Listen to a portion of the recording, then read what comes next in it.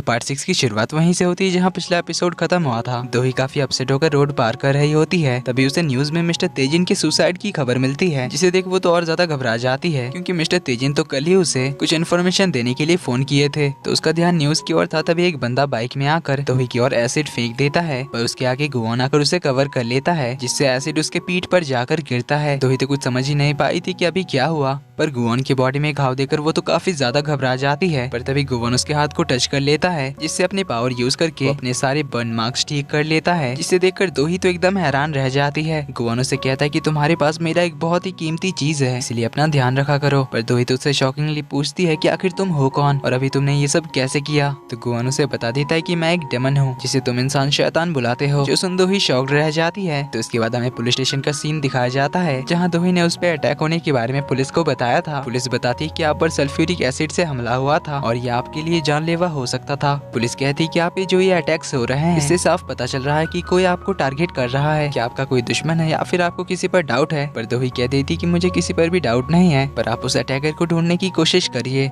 वहीं इधर हम गुआन को देखते हैं जो बाहर बैठा हुआ था। तो एक क्रिमिनल उसके कंधे पर सर रखकर सोने की कोशिश करता है, लेकिन गुआन तो उसे एक झटके में गिरा देता है और कहता है कि ये इंसान कितने बेकार होते हैं। तभी पुलिस वाले बहुत सारे क्रिमिनल्स को ले आते हैं, जिसमें से एक लेडी भी होती है। तो उस लेडी का नाम पुलिस रिकॉर्ड में नोसुक नियो दिखाता है। अब ये है कौन, इसके बारे में हमें ज्यादा नहीं बताया जाता। एक पुलिस वाला गुआन को चाय पीने के लिए देता है, पर गुआन तो अपने रूड अंदाज में उन्हें कह देता है कि मैं ये इंसानों की बेकार चीजें नहीं पीता। तभी अचानक वो लेडी गुआन के सामने आ जाती है, जिसे देख वो तो डर ही जाता है। जो उसे कहती है कि तुम्हारी लाइफ अभी एक पतली रस्सी की तरह है, जो किसी भी वक्त टूट सकती है और तुम्हारी मौत कभी भी हो सकती है। लेकिन गुआन उसकी बात को इग्नोर करके दोही के बारे में पता लगाने के लिए जाता है। तो अभी हमें इस लेडी के बारे में ज्यादा कुछ नहीं बताया जाता। थोड़ी देर में दोही बाहर आती है, तो पुलिस वाले दोही को गुआन के साथ भेज देते हैं। कार में गुआन तो उसे डांटने लग जाता है कि तुम अपने आप को सेफ नहीं रख सकती क्या? अगर मैं टाइम पे नहीं आता तो क्या होता पता भी है तुम्हें? मेरा कीमती टैटू जल जाता। पर दोही तो अभी उसके डेमन वाली बात को लेकर सोच रही थी। कहती है कि क्या सच में तुम कोई डेमन हो या तुम किसी पोकेमॉन की तरह हो?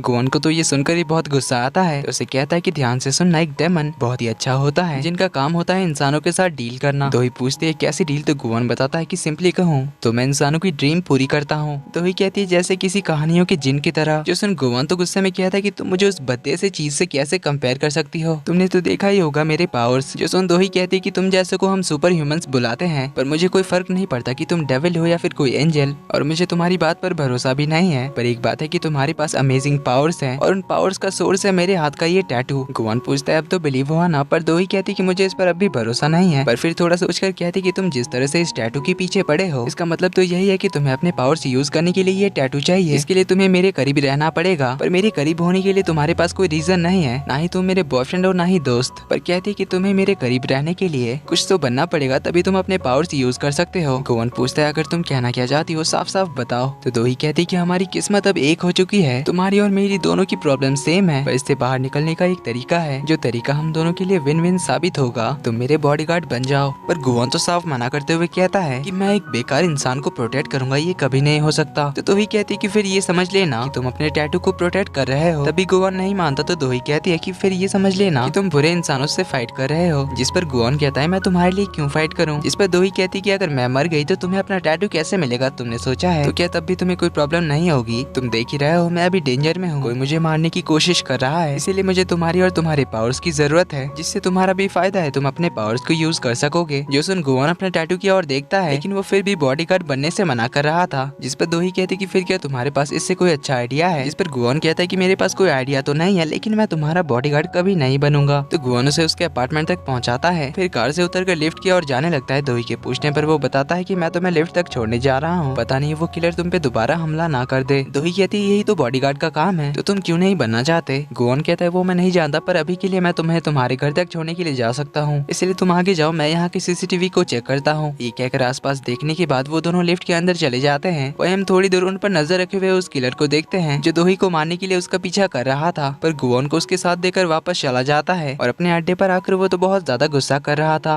वहीं हम उसका बिहेवियर देखकर समझ पाते हैं कि वो एक साइको टाइप का बंदा है। इधर गुआन अपने ऑफिस में होता है, पर वो तो परेशान होता है। अपने होली क्रॉस के बारे में सोचकर वो बटलर को बताता है कि मेरा पावरफुल टैटू अब उस लो लेवल इंसान के हाथ में है और मैं उसके बिना कुछ कर नहीं पा रहा। अगर उस पर किसी ने फिर से हमला कर दिया और वो मर गई तो मेरे होली क्रॉस और पावर्स का क्या होगा? उनके बिना तो मैं कोई डील ही नहीं कर पाऊंगा और अनलिमिटेड फायर में मुझे जलना पड़ेगा। तो उसकी हालत देख बटलर कहता है कि अगर आपको इतनी ही फिक्र हो रही है तो आप बॉडीगार्ड बन जाइए। जोसन गुवोन तो थोड़ा चिढ़ते हुए कहता है कि मैं एक महान डेमन हूँ, मैं किसी इंसान का बॉडीगार्ड कैसे बन सकता हूँ। जोसन बटलर कहता है कि डेमन्स तो आखिर बॉडीगार्ड्स ही होते हैं। गुवोन कहता है कि क्या बकवास कर रहे हो। तो बटलर डेमन बुक निकालता है और उसे बताता है इसमें साफ लिखा हुआ है कि हजारों साल पहले डेमन्स इंसानों के बीच ही रहा करते थे और इंसानों के गार्डियंस बनकर उन्हें प्रोटेक्ट करते थे, और गार्डियंस तो बॉडीगार्ड्स ही होते हैं। पर गुवोन उससे बुक छीन कर कहता है कि मुझे दोनों में से कुछ भी नहीं बनना, मैं बस एक डेमन बनकर ही अपनी लाइफ जीना चाहता हूँ। तो बटलर कहता है कि दोही को तो पता चल गया है कि आप एक डेमन हो, तो अगर उसने आपके बारे में दुनिया वालों को बता दिया। गुवोन कहता है कि उसे तो मेरी बात पर बिलीव ही नहीं है, मैं एक डेमन हूँ, तो इस बारे में वो किसी को भी नहीं बताएगी और वैसे भी उसकी बातों पर कोई बिलीव भी नहीं करेगा। पर गुवोन याद करता है कि कुछ साल पहले उसने एक लड़की के साथ डील किया था, पर उसने तो चर्च के सामने जाकर सभी को बता दिया था उसके बारे में, जिससे चर्च के फादर ने तो बिलीव कर लिया था। इसीलिए गुवोन को आकर उनकी मेमोरीज मिटानी पड़ी थी। गुवोन बताता है कि अगर उसने किसी को बता भी दिया और वो लोगों ने बिलीव भी कर लिया तो मैं उनकी मेमोरीज मिटा दूंगा। जोसन बटलर कहता है कि उसके लिए तो आपको आपकी पावर्स की जरूरत है। जोसन गुवोन तो फिर से चिढ़ जाता है, कहता है कि ये डेमन बुक तो बेकार है, इसमें तो मेरी प्रॉब्लम का कोई सोल्यूशन ही नहीं है, उल्टा इस बुक में तो मेरी मुसीबतों के बारे में लिखा हुआ है। इसीलिए वो बुक को गुस्से में बुक शेल्फ की ओर फेंक देता है। बटलर पूछता है कि उसके मरने से क्या आपकी पावर सच में चली जाएंगी। गुवोन कहता है कि यही तो मुझे नहीं पता, पर कुछ तो बुरा जरूर होने वाला है। अब उसने दोही का नाम लिया ही था कि तभी दोही का मैसेज आ जाता है। पूछते है कि तुमने डिसाइड कर लिया ना मेरा बॉडीगार्ड बनने का। गुवोन तो उसे कभी नहीं रिप्लाई करता है। तो दोही तो अब उसे धमकी देने लग जाती है कि अगर तुम मेरा बॉडीगार्ड नहीं बने तो मैं तुम्हारे इस टैटू को लेजर ट्रीटमेंट से गायब कर दूंगी। जोसन गुवोन तो काफी ट्रिगर्ड हो जाता है, पर उसके कुछ रिप्लाई करने से पहले ही दोही मैसेज करती है कि मैं अभी टैटू वाली की अपॉइंटमेंट ले रही हूँ। लेकिन गुवोन तब भी नहीं मान रहा होता है, इसलिए दोही तो अपने टैटू को देखकर सोचने ही लग जाती है कि क्या ये सब कुछ सच हो रहा है, इस टैटू में सच में कोई पावर्स है। पर चाहे जो भी हो उसने मुझे 2 बार बचाया। तभी वो फिर से न्यूज में तेजिन की सुसाइड के बारे में सुनती है। जोसन वो मैडम जू को कॉल करती है, मिस्टर तेजिन के बारे में बताती है कि उन्होंने मुझे कल ही कॉल किया था कुछ इन्फॉर्मेशन बताने के लिए, जो मेरे ग्रुप के रिलेटेड कुछ खास न्यूज है, पर आज अचानक उनकी मौत हो गई। ये कोइंसिडेंस तो नहीं लग रही है। पर मैडम जू तो उसे इस बारे में ज्यादा ना सोचने के लिए क्या कर अपनी कंपनी संभालने के लिए कहती है और बताती है कि मेरे ग्रुप में सब कुछ सही चल रहा है। पर इसके बाद वो अपने सेक्रेटरी मिस्टर यून को कॉल करती है और पिछले 10 सालों की उनके कंपनी के फाइनेंशियल रिपोर्ट्स मंगाती है। इसमें उन्हें काफी गड़बड़ मिलती है, जो देख वो कहती है कि इतने सालों से उन्होंने इन मामलों में ध्यान नहीं दिया, पर अब ऐसा नहीं चल सकता। सीन कट होता है, हमें अगले दिन गुवोन को दिखाया जाता है, जो तो काफी ज्यादा खुश लग रहा था। बटलर के पूछने पर वो बताता है कि मैं पॉजिटिव रहने की कोशिश कर रहा हूँ, मेरा टैटू गायब तो नहीं हुआ, अभी भी उसके हाथ में सेफ है। पर मैंने ये भी रियलाइज किया कि मैं ऐसे ही अपने टैटू को वापस नहीं ले पाऊंगा, इसके लिए मुझे वही सिनेरियो क्रिएट करना होगा जिस तरह से मेरे हाथ से ये टैटू उसके हाथ में ट्रांसफर हुआ था, यानी पानी में कूदने से पहले मुझे वो सारे कंडीशंस को वापस से रिक्रिएट करना पड़ेगा, वेदर, टेम्परेचर, माहौल, सब कुछ वैसा का वैसा, तब शायद मुझे मेरा होली क्रॉस वापस मिलेगा। जोसन बटलर कहता है कि आपकी बात में दम तो है। तभी उसे कुछ जलने की बदबू आती है। थोड़ी देर में गुवोन को भी जलने की बदबू आ रही थी और वो तो महसूस भी कर रहा था। तभी वो देखता है कि उसके एक हाथ की उंगली जल रही है, जिसे देख वो दोनों ही शॉक्ड रह जाते हैं। बटलर कहता है कि क्या इतनी जल्दी अनलिमिटेड फायर से आप जल जाएंगे। गुवोन तो पैनिक करने लग जाता है कि मुझे नहीं पता, पर कुछ तो करना पड़ेगा। इसीलिए वो दोनों तो फूंक मारकर आग को बुझाने की कोशिश कर रहे थे, वैसे कुछ भी नहीं हो रहा था। तभी वहाँ पर गायोंग आ जाती है, जो ये देखकर उसके हाथ में पानी डालकर आग बुझा देती है और उससे पूछने लग जाती है कि क्या अभी से अनलिमिटेड फायर शुरू हो गया। गुवोन कहता है कि मुझे जल्दी से किसी इंसान के साथ डील करना पड़ेगा, वरना मैं नहीं जानता कि मेरे साथ कब क्या हो जाएगा। इसीलिए वो दोही को जल्दी से कॉल लगाता है, बताता है कि मैं तुम्हारा बॉडीगार्ड बनने के लिए तैयार हूँ, इसीलिए मैं अभी के अभी तुमसे मिलने के लिए आ रहा हूँ। जिसमें दोही काफी सरप्राइज होती है, पर वो जल्दी से तैयार होकर नीचे आ जाती है। इधर गुवोन एक बर्तन में बहुत सारा आइस भर के ले जाता है, ताकि जब भी उसकी अनलिमिटेड फायर शुरू हो तो वो आइस में अपना हाथ डुबाकर उसे बुझा सके। तो गुवोन भागकर उसके पास जाता है, कहता है कि मैं तुम्हारा बॉडीगार्ड बनने के लिए तैयार हूँ। दोही कहती चलो तुमने सही डिसाइड तो कर लिया, लेकिन अचानक तुमने अपना डिसीजन बदल क्यों दिया। गुवोन बहाना मारते हुए कहता है कि मैंने काफी देर सोचा कि वैसे तो तुम इंसान छोटे छोटे मकड़ियों और कीड़ों को भी प्रोटेक्ट करते हो, तो मैं किसी इंसान को तो प्रोटेक्ट कर ही सकता हूँ। लेकिन दोही को तो उस पर बिलीव नहीं हो रहा था, तो उसे कहती है कि कुछ तो गड़बड़ है, इसके पीछे कोई ना कोई रीजन तो जरूर होगा। तभी गुवोन की उंगली फिर से जलने लग जाती है, इसीलिए वो अपने आइस के डिब्बे को पीछे कर लेता है और अपने हाथ को आइस के डब्बे में डालकर आग बुझाने लग जाता है। पर दोही ये आवाज सुनकर उसके पीछे देखने जाती है। गुवोन उस डिब्बे को पीछे हटाकर दोही को होल्ड करके कहता है कि फोकस करो, हमारी किस्मत एक है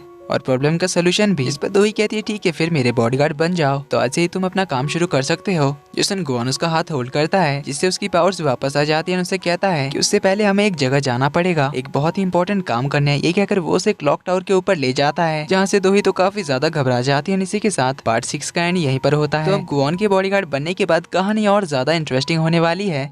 जल्दी ही मिलते हैं अगले पार्ट में। वीडियो पसंद आई तो वीडियो को लाइक कर देना, चैनल पर पहली बार आए तो do subscribe and hit the bell icon. जल्दी ही मिलते हैं अगले पार्ट में, तब तक के लिए take care and bye bye.